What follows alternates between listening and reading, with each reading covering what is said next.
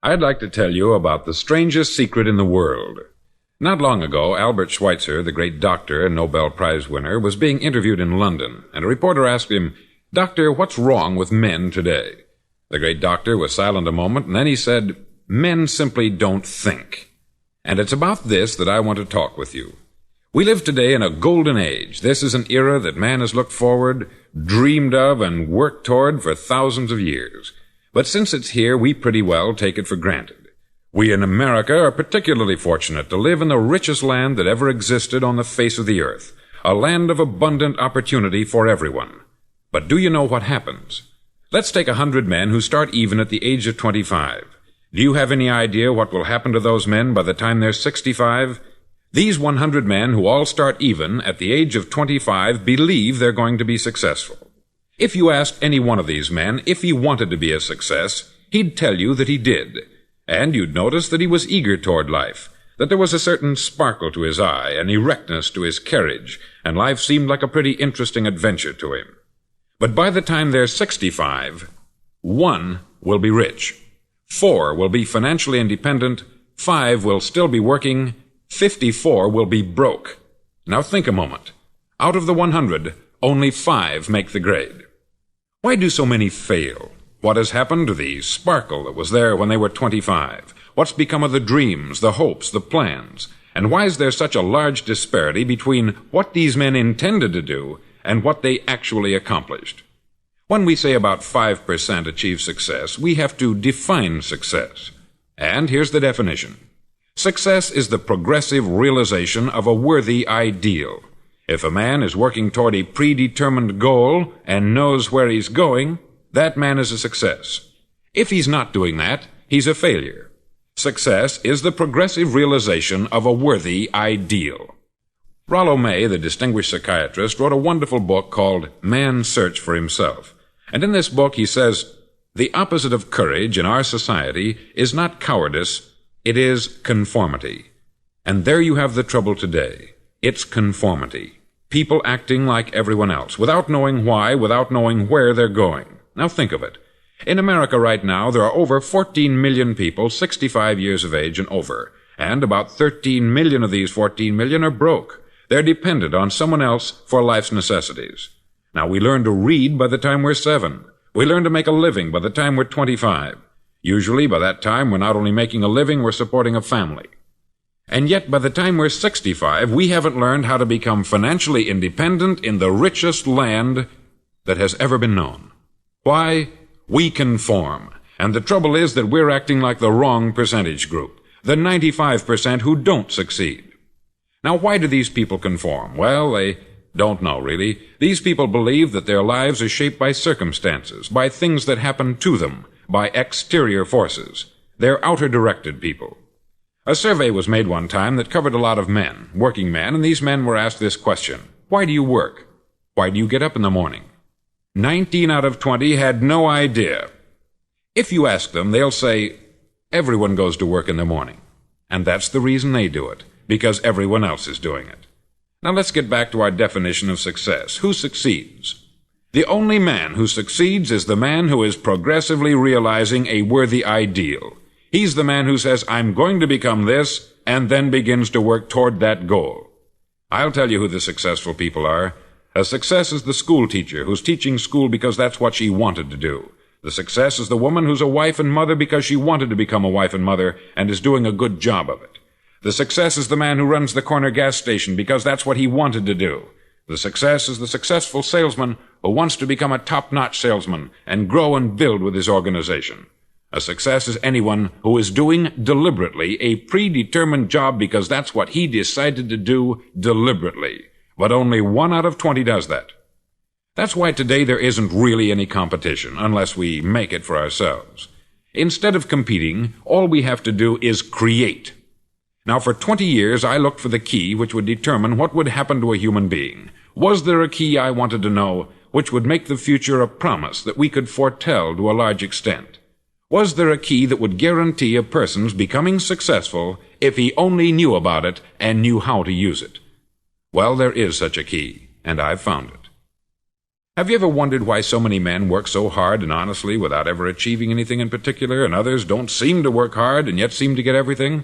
They have the magic touch. You've heard them say that about someone. Everything he touches turns to gold.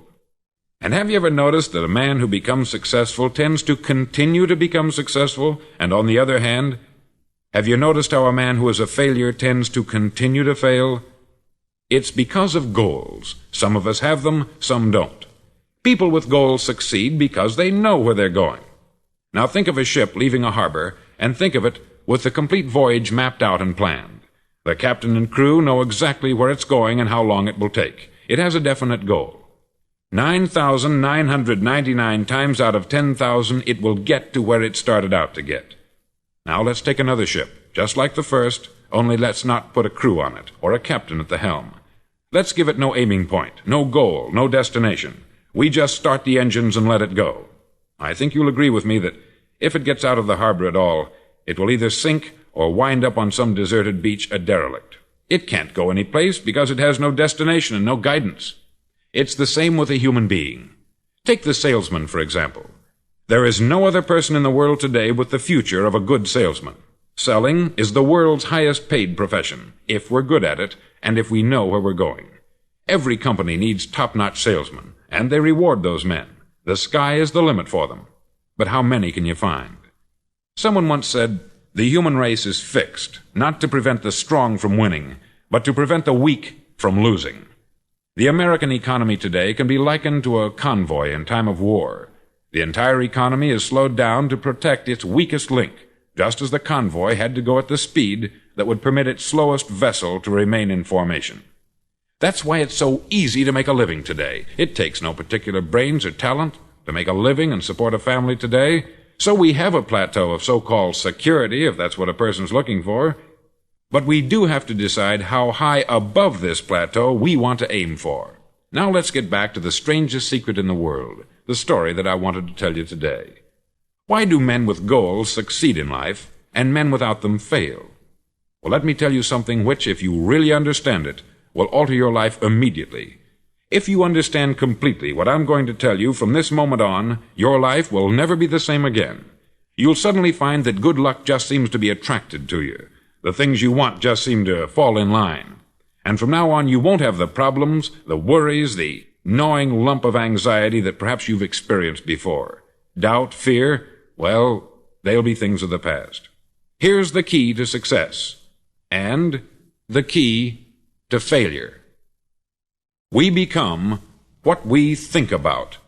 Now let me say that again. We become what we think about. Throughout all history, the great wise men and teachers, philosophers and prophets have disagreed with one another on many different things. It is only on this one point that they are in complete and unanimous agreement. Listen to what Marcus Aurelius, the great Roman emperor, said. He said, "A man's life is what his thoughts make of it." Disraeli said this, "Everything comes if a man will only wait. I have brought myself by long meditation to the conviction that a human being with a settled purpose must accomplish it, and that nothing can resist a will that will stake even existence for its fulfillment." Ralph Waldo Emerson said this, "A man is what he thinks about all day long." William James said, "The greatest discovery of my generation is that human beings can alter their lives by altering their attitudes of mind." And he also said, "We need only in cold blood act as if the thing in question were real, and it will become infallibly real by growing into such a connection with our life that it will become real. It will become so knit with habit and emotion that our interest in it will be those which characterize belief." He also said this, "If you only care enough for a result, you will almost certainly attain it. If you wish to be rich, you will be rich. If you wish to be learned, you will be learned. If you wish to be good, you will be good.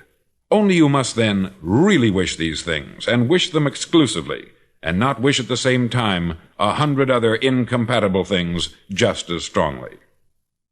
In the Bible you read, in Mark 9:23, "If thou canst believe, all things are possible to him that believeth."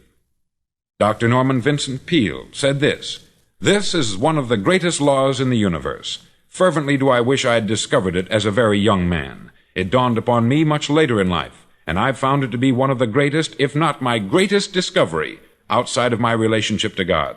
And the great law, briefly and simply stated, is that if you think in negative terms, you'll get negative results. If you think in positive terms, you will achieve positive results. That is the simple fact which is at the basis of an astonishing law of prosperity and success. In 3 words, believe and succeed.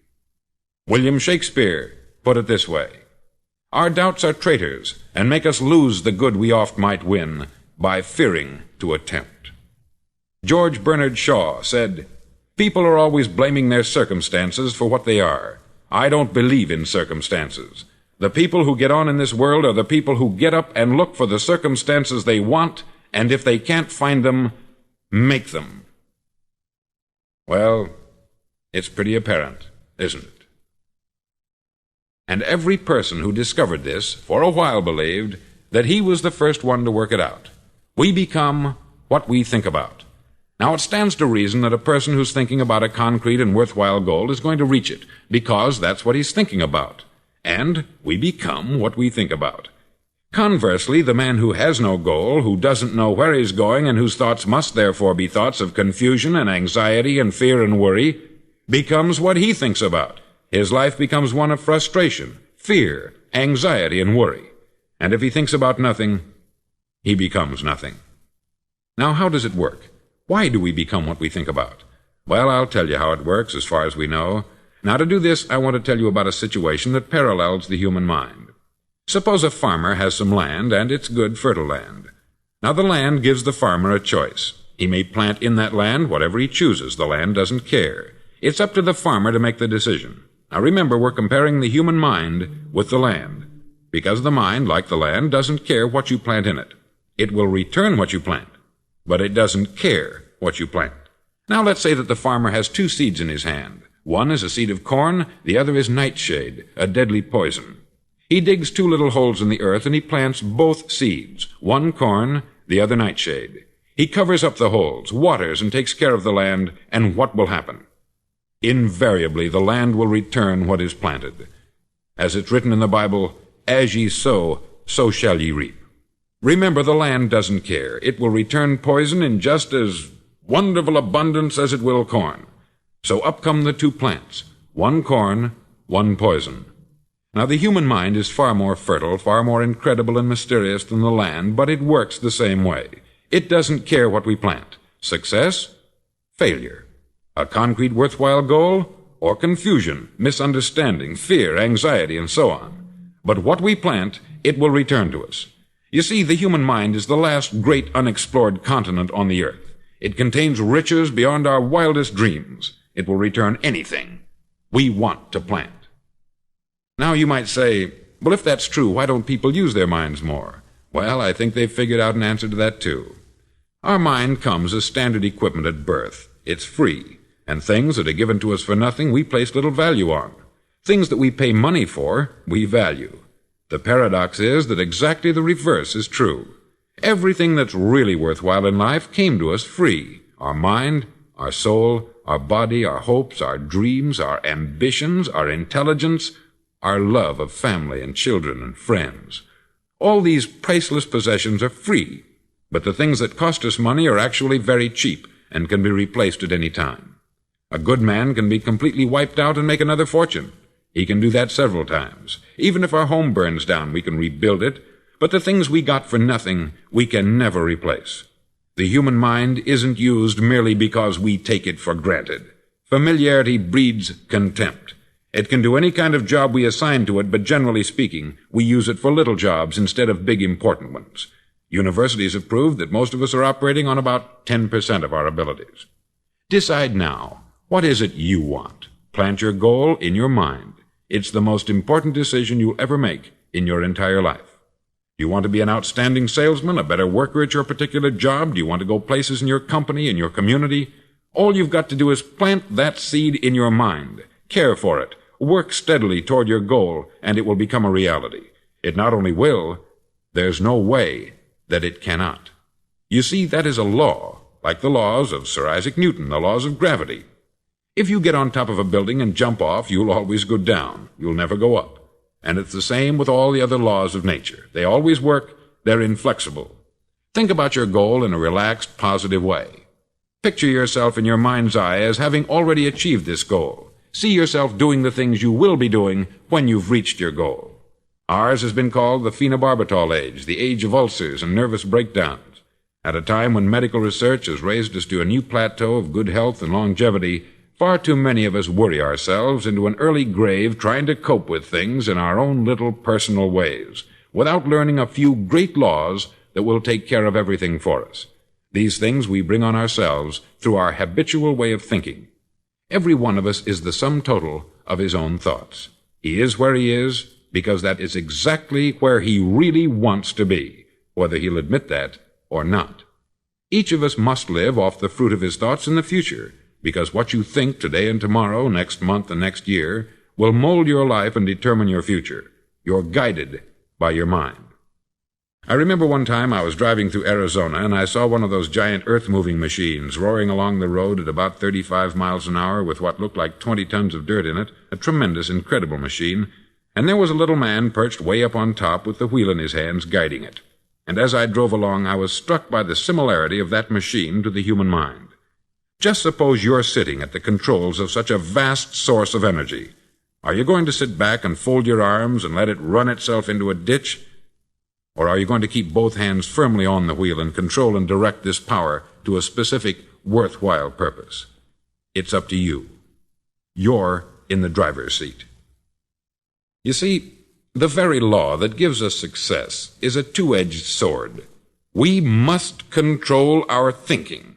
The same rule that can lead a man to a life of success, wealth, happiness, and all the things he's ever dreamed of for himself and his family, that very same law can lead him into the gutter. It's all in how he uses it, for good or for bad. This is the strangest secret in the world.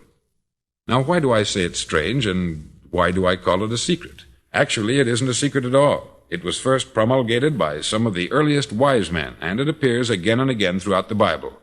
But very few people have learned it, understand it. That's why it's strange, and why, for some equally strange reason, it virtually remains a secret. I believe that you could go out and walk down the main street of your town and ask one man after another what the secret of success is, and you probably wouldn't run into one man in a month who could tell you. Now, this information is enormously valuable to us, if we really understand it and apply it. It's valuable to us not only for our own lives, but the lives of those around us, our family, employees, associates, and friends.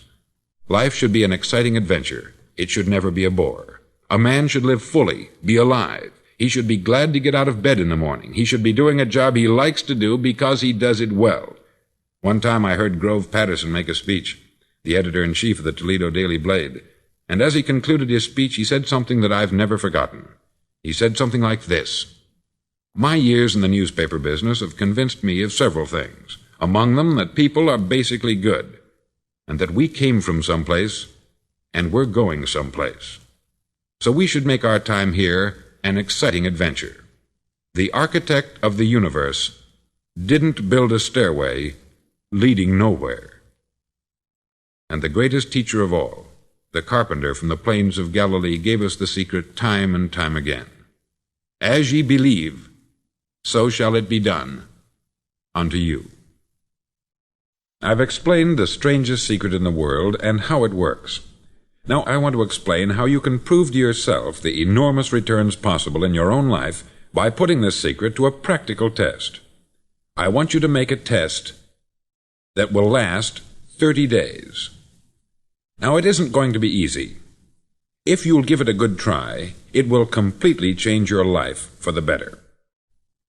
Back in the 17th century, Sir Isaac Newton, the English mathematician and natural philosopher, gave us some natural laws of physics which apply as much to human beings as they do to the movement of bodies in the universe. Now, one of these laws is that for every action, there is an equal and opposite reaction. Simply stated, as it applies to you and me, it means we can achieve nothing without paying the price. The results of your 30-day experiment will be in direct proportion to the effort you put forth. To be a doctor, you must pay the price of long years of difficult study. to be successful in selling, and remember that each of us succeeds to the extent of his ability to sell, selling our families on our ideas, selling education in schools, selling our children on the advantages of living the good and honest life, selling our associates and employees on the importance of being exceptional people, to, of course, the profession of selling itself. But to be successful in selling our way to the good life, we must be willing to pay the price. Now, what is that price? Well, it's many things. First, it's understanding emotionally, as well as intellectually, that we literally become what we think about, that we must control our thoughts if we're to control our lives. It's understanding fully that, as ye sow, so shall ye reap. Secondly, it's cutting away all the fetters from the mind and permitting it to soar as it was divinely designed to do. It's the realization that your limitations are self-imposed, and that the opportunities for you today are enormous beyond belief. It's rising above narrow-minded pettiness and prejudice. Thirdly, to use all your courage to force yourself to think positively on your own problem, to set a definite and clearly defined goal for yourself, to let your marvelous mind think about your goal from all possible angles, to let your imagination speculate freely upon many different possible solutions, to refuse to believe there are any circumstances sufficiently strong to defeat you in the accomplishment of your purpose, to act promptly and decisively when your course is clear, and to keep constantly aware of the fact that you are, at this moment, standing in the middle of your own acre of diamonds, as Russell Conwell used to point out. Fourth, save at least 10% of what you earn. It's also remembering that no matter what your present job, it has enormous possibilities if you're willing to pay the price. Now let's just go over the important points in the price each of us must pay to achieve the wonderful life that can be ours. It is, of course, worth any price. 1. You will become what you think about. 2. Remember the word imagination. Let your mind soar. 3. Courage. Concentrate on your goal every day. 4. Save 10% of what you earn. And action. Ideas are worthless unless we act on them. Now I'll try to outline the 30-day test I want you to make. Now keep in mind that you have nothing to lose by making this test, and everything you could possibly want to gain. There are two things that may be said of everyone. Each of us wants something, and each of us is afraid of something. I want you to write on a card what it is you want more than anything else. It may be more money. Perhaps you'd like to double your income or make a specific amount of money. It may be a beautiful home. It may be success at your job. It may be a particular position in life. It could be a more harmonious family. Each of us wants something. Write down on your card specifically what it is that you want. Make sure it's a single goal and clearly defined. You needn't show it to anyone, but carry it with you so that you can look at it several times a day. Think about it in a cheerful, relaxed, positive way each morning when you get up, and immediately you have something to work for, something to get out of bed for, something to live for. Look at it every chance you get during the day and just before going to bed at night. As you look at it, remember that you must become what you think about, and since you're thinking about your goal, you realize that soon it will be yours. In fact, it's yours really the moment you write it down and begin to think about it. Look at the abundance all around you as you go about your daily business. You have as much right to this abundance as any other living creature. It's yours for the asking. Now we come to the difficult part. Difficult because it means the formation of what is probably a brand new habit, and new habits are not easily formed. Once formed, however, it'll follow you for the rest of your life. Stop thinking about what it is you fear. Each time a fearful or negative thought comes into your consciousness, replace it with a mental picture of your positive and worthwhile goal. There will come times when you will feel like giving up. It's easier for a human being to think negatively than positively. That's why only 5% is successful. You must begin now to place yourself in that group. For 30 days, you must take control of your mind. It will think only about what you permit it to think. Each day for this 30-day test, do more than you have to do. In addition to maintaining a cheerful, positive outlook, give of yourself more than you've ever done before. Do this knowing that your returns in life must be in direct proportion to what you give. The moment you decide on a goal to work toward, you're immediately a successful person. You're then in that rare and successful category of people who know where they're going. Out of every 100 people, you belong to the top 5. Don't concern yourself too much with how you're going to achieve your goal. Leave that completely to a power greater than yourself. All you have to do is know where you're going. The answers will come to you of their own accord. Remember these words from the Sermon on the Mount, and remember them well. Keep them constantly before you this month of your test. Ask, and it shall be given you. Seek, and ye shall find. Knock, and it shall be opened unto you. For every one that asketh receiveth, and he that seeketh findeth, and to him that knocketh it shall be opened. It's as marvelous and as simple as that. In fact, it's so simple that in our seemingly complicated world it's difficult for an adult to understand that all he needs is a purpose and faith. For 30 days, do your best. If you're a salesman, go at it as you've never done before, not in hectic fashion, but with the calm, cheerful assurance that time well spent will give you the abundance in return you deserve and want. No matter what your job, do it as you've never done it before for 30 days. And if you've kept your goal before you every day, you'll wonder and marvel at this new life you've found. Dorothea Brand, outstanding editor and writer, discovered it for herself and tells about it in her fine book, Wake Up and Live. Her entire philosophy is reduced to the words, act as though it were impossible to fail. She made her own test with sincerity and faith, and her entire life was changed to one of overwhelming success. Now you make your test for 30 full days. Don't start your test until you've made up your mind to stick with it. You see, by being persistent, you're demonstrating faith. Persistence is simply another word for faith. If you didn't have faith, you would never persist. If you should fail during your first 30 days, by that I mean suddenly find yourself overwhelmed by negative thoughts, you've got to start over again from that point and go 30 more days. Gradually your new habit will form until you find yourself one of that wonderful minority to whom virtually nothing is impossible. Don't forget the card. It's vitally important as you begin this new way of living. On one side of the card, write your goal, whatever it may be. On the other side, write the words we've quoted from the Sermon on the Mount. Ask, and it shall be given you.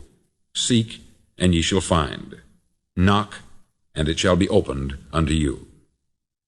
In your spare time during your test period, read books that will help you. Inspirational books like the Bible, Dorothea Brand's Wake Up and Live, The Magic of Believing by Claude Bristol, Think and Grow Rich by Napoleon Hill, and other books that instruct and inspire.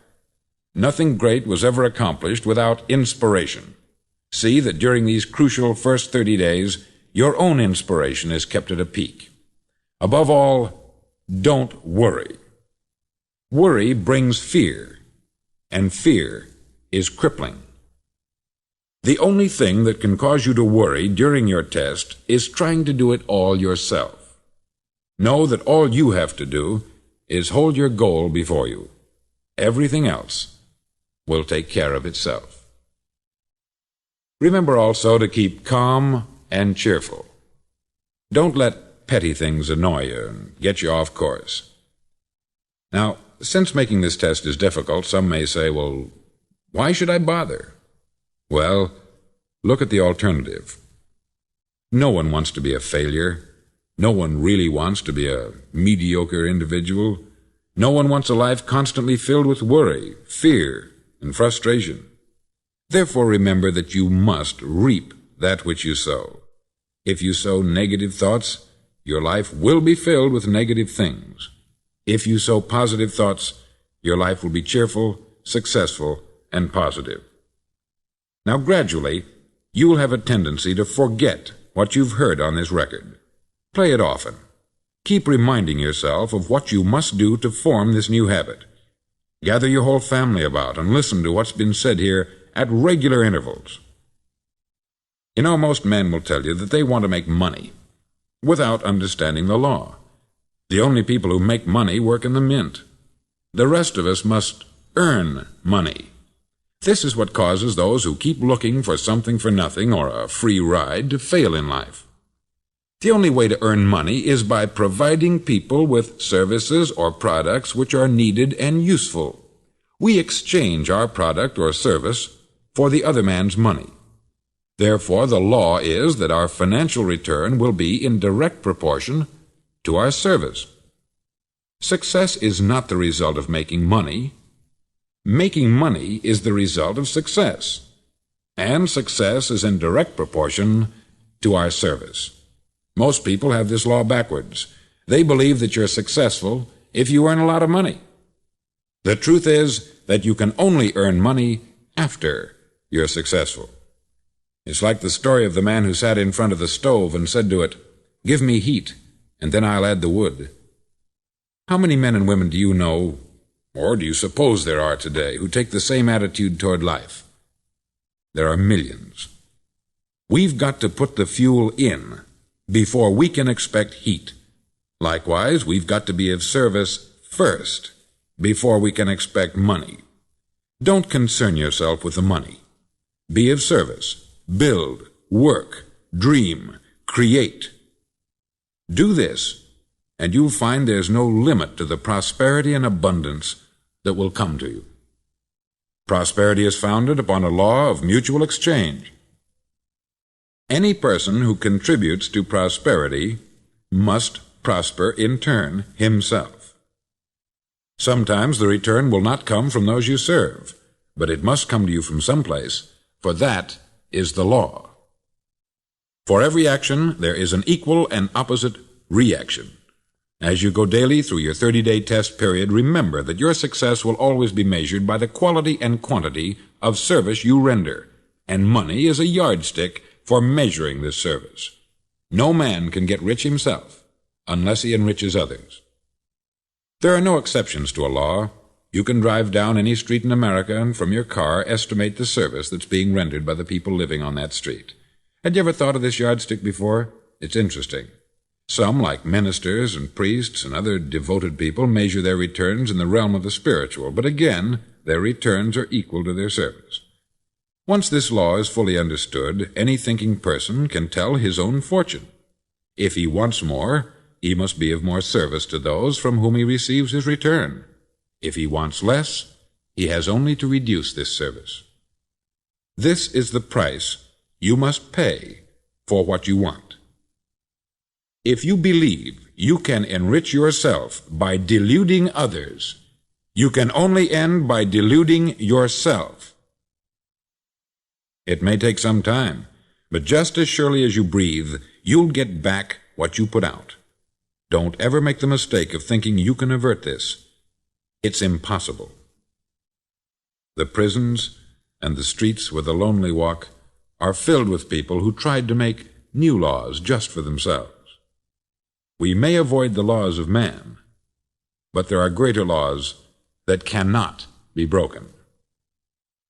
An outstanding medical doctor recently pointed out 6 steps that will help you realize success. 1. Set yourself a definite goal. 2. Quit running yourself down. 3. Stop thinking of all the reasons why you cannot be successful, and instead think of all the reasons why you can. 4. Trace your attitudes back through your childhood and try to discover where you first got the idea you couldn't be a success, if that's the way you've been thinking. 5. Change the image you have of yourself by writing out a description of the person you would like to be. And 6. Act the part of the successful person you have decided to become. The doctor who wrote those words is a noted West Coast psychiatrist, David Harold Fink, M.D. Do what all experts since the dawn of recorded history have told you you must do. Pay the price by becoming the person you want to become. It's not nearly as difficult as living unsuccessfully. Make your 30-day test. Then repeat it. Then repeat it again. Each time it will become more a part of you until you'll wonder how you could ever have lived any other way. Live this new way and the floodgates of abundance will open and pour over you more riches than you may have dreamed existed. Money? Yes, lots of it. But what's more important, you'll have peace. You'll be in that wonderful minority who lead calm, cheerful, successful lives. Start today. You have nothing to lose, but you have a life to win.